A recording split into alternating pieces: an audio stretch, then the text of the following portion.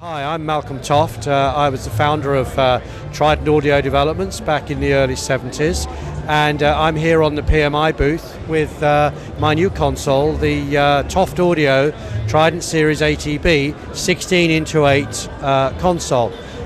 Some of the unique features of the board are the fact that in a very compact frame we've got an awful lot of facilities.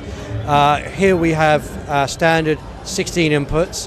It features very high quality Burr Brown mic preamplifier feeding a 4-channel original Trident Series 80 EQ with 2 swept mid-ranges and high and low shelving.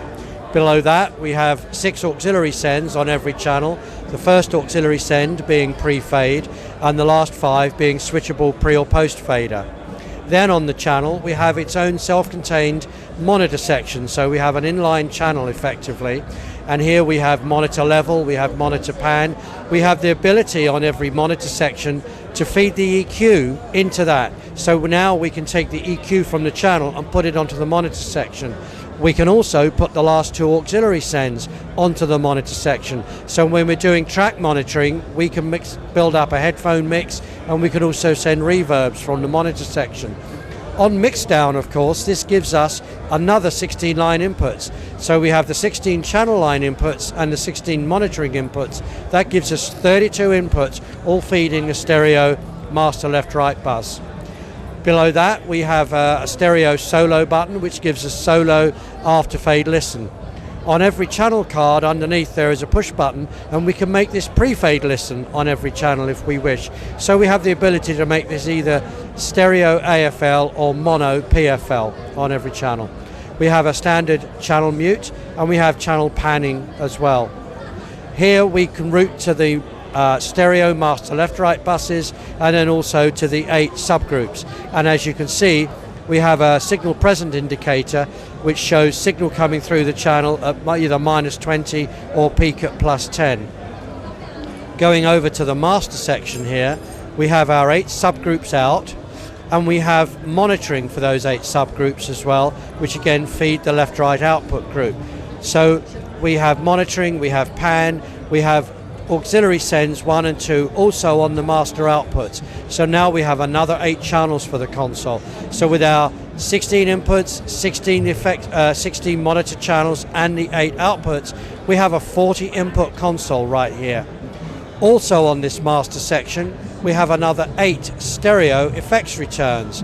So we have another 16 line inputs. This gives us 56 line inputs through to the stereo bus, which makes it a very versatile and powerful console. We have here the master 6 auxiliary sends here controlling the level, which are balanced outputs, and we have on the master section a talkback system. We have alternate monitoring speakers, we have a headphone jack, and we have headphone masters and a solo bus as well, master level control. A unique feature of this console also is that on the back we have a digital card that will plug in. This will take the 8 master outputs as ADAT optical or firewire, and the master left-right outputs as SPDIF, or again part of the firewire. So we have 10 digital sends, and we have 10 digital returns that can pick up the returns to the monitor returns, and also the 2-track returns coming back here. And in production we'll have a digital button which will allow the digital return to be selected through to the master outputs. So in this format console we have a very, very flexible console. We can also do it in 24 and 32 channel configurations. The last point is that this console is fully modular. It has individual channel cards on every input and every output in 8-way sections. So it's 8 individual channel cards, fully accessible with all the integrated circuits on plug-in sockets. And you can simply take an individual channel card out once you've taken the 8-way master panel off of each input or output. So it's great value for money if somebody wants original Trident console technology in a modern console.